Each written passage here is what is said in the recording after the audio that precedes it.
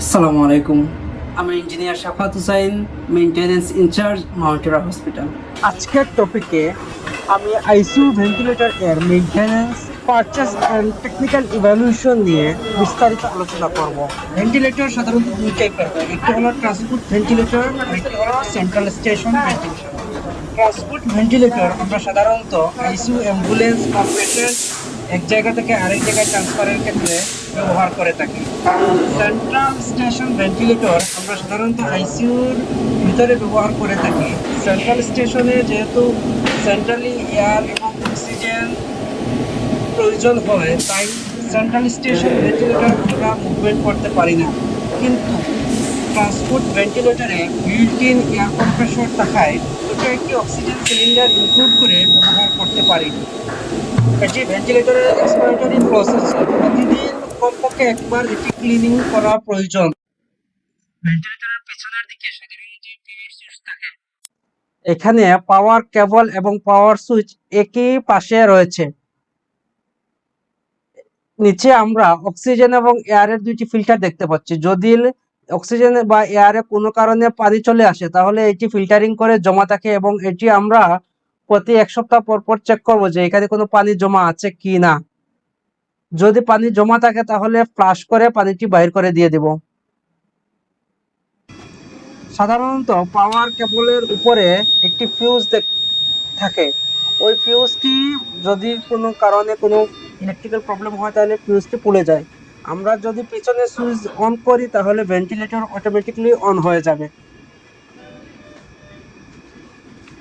পেছনের switch on করার সাথে সাথে 30 সেকেন্ডের মধ্যে ডিসপ্লে চলে আসবে এবং মেইন ডিসপ্লেতে আমরা স্ট্যান্ড বাই একটি অপশন দেখতে পাচ্ছি।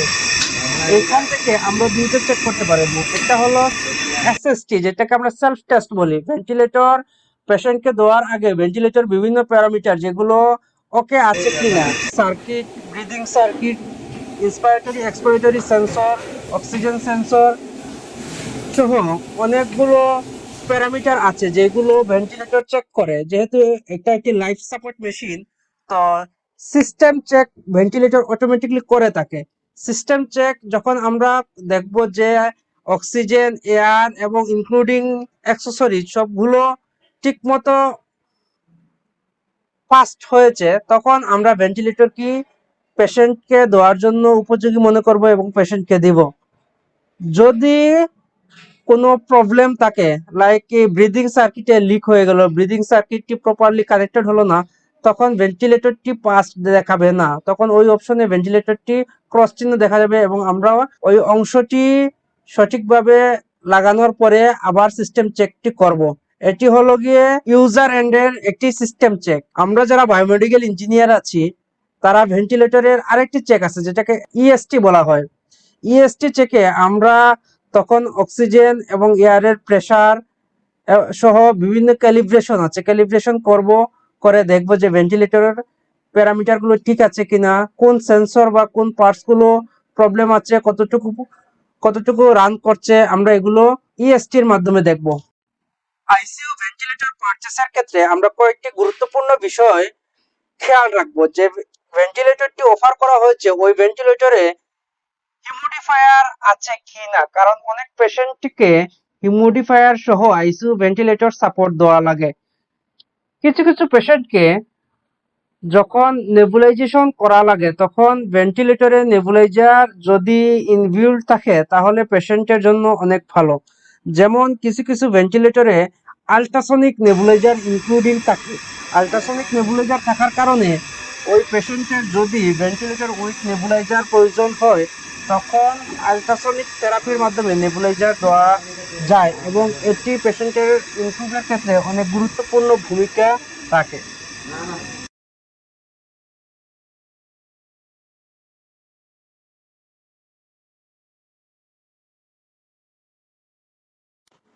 ইএসটির ক্ষেত্রে সাধারণত পাসওয়ার্ড দিয়ে ভিতরে ঢোকা লাগে এবং এরকম একটি ড্যাশবোর্ড চলে আসে। এখানে আমরা calibration, configuration, date and time setting ইত্যাদি ফাংশনগুলো দেখতে পাবো। এখন আমরা এখানে টাইম এবং ডেট দুটি সেট করব, যেহেতু ভেন্টিলেটরে টাইম এবং ডেট দুইটাই গুরুত্বপূর্ণ, তাই আমরা সঠিকভাবে টাইম এবং ডেট সেট করব। তারপর আমরা ক্যালিব্রেশন অপশনে আসবো এবং একটি একটি করে প্যারামিটার আমরা ক্যালিব্রেট করব। ভেন্টিলেটর অটোমেটিক ক্যালিব্রেশন করে নেবে যখন অক্সিজেন এবং এয়ারের প্রেশার ঠিকমতো ভেন্টিলেটরে সাপ্লাই পাবে, তখন অটোমেটিকলি ওই প্রেশারের উপরে অ্যাডজাস্ট করে ভেন্টিলেটর ক্যালিব্রেট করে নেবে।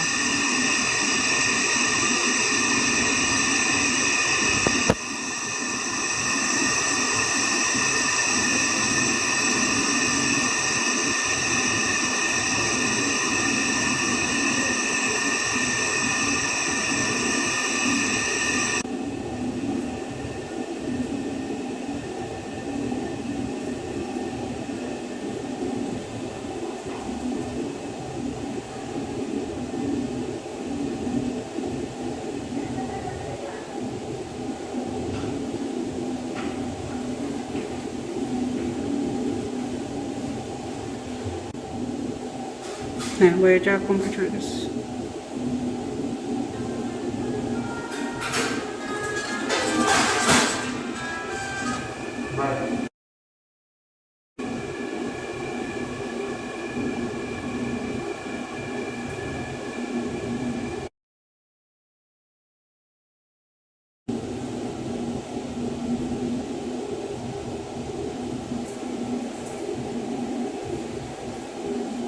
ফার্স্ট হয়ে গেছে।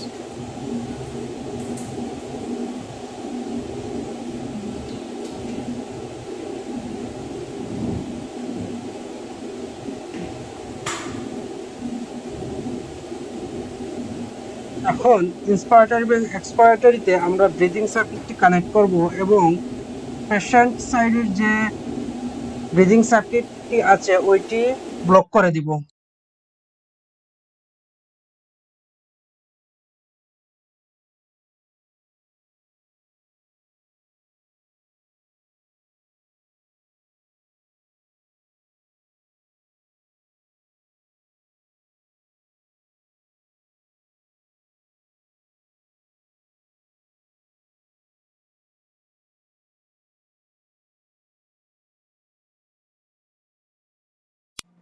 ক্যালিব্রেশন হওয়ার পরে একটি ডেট এবং টাইম থাকবে ওইখানে যে কত তারিখে এটা ক্যালিব্রেট করা হয়েছে।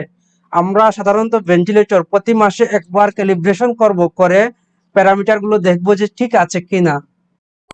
সাধারণত যে ভেন্টিলেটরগুলোতে অ্যাডাল্ট এবং নিউনেটাল মোড থাকে, আমরা এই সেটিংকে গিয়ে ডেডিকেটেড করে দিতে পারবো যে এখানে অ্যাডাল্ট অপশন আছে, ওইখানে আমরা নিউনেটাল অর পেডিয়াট্রিক দুইটি অপশন আছে, যে আমরা যে অপশনটি ইউজ করব সবসময় ওই অপশনটি সিলেক্ট করে দিয়ে দিতে পারবো।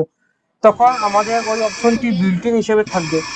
এখানে আমরা এক্সপ্লোরেটরি যে সেন্সরটা আছে ওই সেন্সরটা কিভাবে খুললে এবং কিভাবে ক্লিনিং করা লাগে বিস্তারিত আলাপ করব। এক্সপ্লোরেটরি সেন্সরের নিচে একটি লক বাটন আছে, ওই লক বাটনে যখন আমরা প্রেস করব তখন অটোমেটিকলি খোলার জন্য বাইরে বাইরে চলে আসবে। এবং এক্সপ্লোরেটরি ফ্লো সেন্সরে আমরা কুসুম গরম পানিতে সাধারণত লিকুইড যে স্যুপগুলো আছে ওই স্যুপ দিয়ে ক্লিন করব, কখনো ফুল স্পিড ওয়াটার ট্যাপে ওই সেন্সরটি ধরবো না। ওই সেন্সরটি যখন ফুল স্পিড ওয়াটার ট্যাপে ধরা হয় তখন সেন্সরটি ড্যামেজ হয়ে যায়। তাই কোম্পানির ইঞ্জিনিয়ার যারা আছে তারা রেকমেন্ড করে যে কুসুম গরম পানিতে লিকুইড স্যুপ দিয়ে দ্রুত করার জন্য। ভেন্টিলেটরের এসএসটি করার পরে যখন নিউ অপশনে আমরা যাব, নতুন যে পেশেন্টটি আছে ওই পেশেন্টটি এন্ট্রি করার জন্য, তখন দুটো টাইপ আছে, একটি হলো male or female. Male or female patient দেখে আমরা টাইপটি সিলেক্ট করব এবং নিচে হাইট এবং পেশেন্ট ওজন কত এই দুইটি দেখে আমরা ইনপুট দিব, যাতে ভেন্টিলেটরটি অটোমেটিকলি পেশেন্ট ডিটেক্ট করতে পারে এবং কিছু প্যারামিটার আছে অটোমেটিকলি সেট করতে পারে, যেমন টাইডাল, ভলিউম সহ কিছু প্যারামিটার আছে যেগুলো ওই ইনপুটের উপর বেস করে ভেন্টিলেটর সিলেক্ট করে। তারপরে আমরা কোন মুডে ভেন্টিলেটরটি ইউজ করব ওই মুডটি সিলেক্ট করব। যদি আমরা ইনভেসিভ ভেন্টিলেশন দেই তাহলে ইনভেসিভ সিলেক্ট করব, যদি নন ইনভেসিভ ভেন্টিলেটর দেই তাহলে নন ইনভেসিভ সিলেক্ট করব, করে ভেন্টিলেটরটি পেশেন্টকে দেওয়ার জন্য স্টার্ট করব।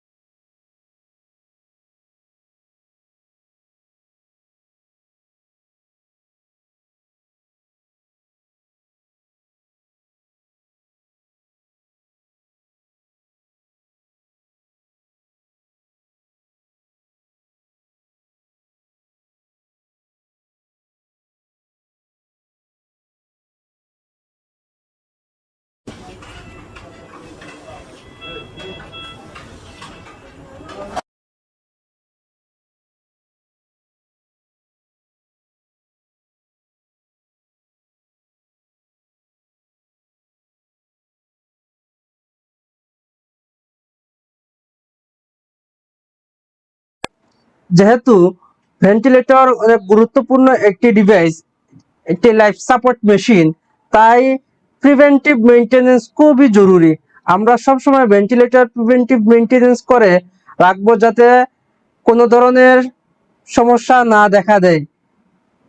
ভেন্টিলেটরের যে চেকগুলো আছে ওই চেকলিস্ট অনুযায়ী চেক করব, এবং কোন পার্টসের লাইফ কতটুকু আছে। সাপোজ কিছু ভেন্টিলেটরে আছে যে অক্সিজেন এয়ার যে সেন্সরগুলো আছে ওই সেন্সরগুলো লাইফ টাইম 1 বছর থাকে, কোনোটির আছে 5 বছর থাকে, কোনোটির আছে 10 বছর থাকে। আবার কোনো অক্সিজেন সেন্সর প্রতি বছর চেঞ্জ করা লাগে। তো আমরা ওই শিডিউল দেখে ভেন্টিলেটরের battery, oxygen sensor, air sensor, inspiratory sensor, expiratory sensor life time দেখে দেখে চেক করব, এবং লাইফ টাইম শেষ হয়ে গেলে ওইটা যত তাড়াতাড়ি সম্ভব চেঞ্জ করে নতুন পার্টস লাগাবো, যাতে পেশেন্ট সাপোর্টে কোনো ধরনের প্রবলেম না হয়। ভেন্টিলেটর সবসময় ক্লিন রাখবো, এবং যদি রিইউজেবল ব্রিদিং সার্কিট ব্যবহার করে থাকি তাহলে আমরা ওইটি অটোক্লেভেবল যদি হয়, কিছু কিছু ব্রিদিং সার্কিট আছে যেটি অটোক্লেভ কমফোর্টেবল, ওইগুলো অটোক্লেভে দিব, না হয় ইটিওতে দিয়ে ওইগুলি ক্লিনিং করব। আদারওয়াইজ আমরা ডিসপোজেবল ওয়ান টাইম যে ব্রিদিং সার্কিট আছে ওইগুলো ইউজ করব। ভেন্টিলেটর সব সময় যারা ট্রেন ডক্টর আছে তাদেরকে দিয়ে ইউজ করাবো, যাতে প্রপারলি পেশেন্টকে সাপোর্ট দেওয়া যায়।